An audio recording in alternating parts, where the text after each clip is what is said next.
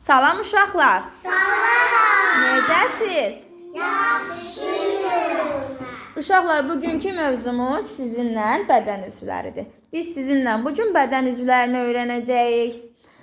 Bədən üzvlərini biz bilirik ki, xarici orqanlar və daxili orqanlar var. Xarici orqanlar deyək uşaqlar. Qulaq, burun, əl, ayaq, ağız.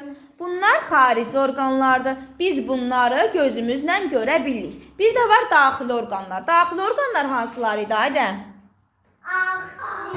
Ağciyər, qaraciyər,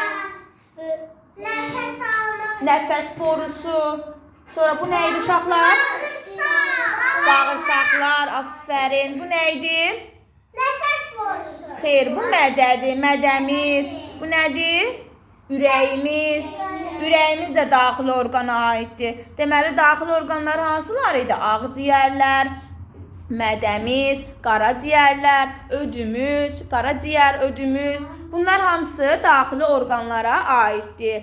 Biz bədən üzvümüzü istər xarici orqanlarımız olsun, istər daxili orqanlarımız olsun, hamısını qorumalıyıq. Qorumaq üçün nə etməliyik uşaqlar? Yaxşı yeməliyik. Yaxşı yatmalıyıq, yaxşı yeməliyik. İdman eləməliyik ki, bizim bədən üzvlərimiz sağlam olsun. Dərsə gedirik ki, ağıllı olaq, beynimiz işləsin, aferin. Tanıdıq uşaqlar bədən üzvlərimizi.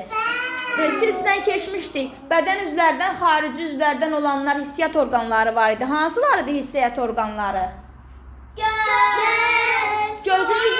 Gözümüzlə nə edirdik? Baxırdıq, görürdük. Bəs qulaqlarımızla? Eşidirdik. Aydən burnumuzla? Burnumuzla nə? Burnumuzla iyiliyirik uşaqlar. Dilimizlə? Emilə, dilimizlə? Dilimizlə dalırıq. Əlimizlə toxunuruq, hiss eləyirik. O da hissiyyat orqanımız idi. Gözümüzlə nə edirdik İlahə? Görürdük. Burnumuzla? Nəfəs alırıq. İyiliyirik. Burnumuzla məsələn gülün ətrini iyiləyirik. Bilirik ki, nə ətridir. Sonra ağzımızla, dilimizlə yeməyin dadını, turş olduğunu, acı olduğunu bilirik. İndi bildik xarici orqanlar hansıdır, daxili orqanlar hansılardır. Hansılardır xarici orqanlar? Bir də deyək. Nəfəs borusu. Xeyr, xarici. Biz ondan gözümüzdə qulaq, əl, burun. Bəs yaxşı, uşaqlar.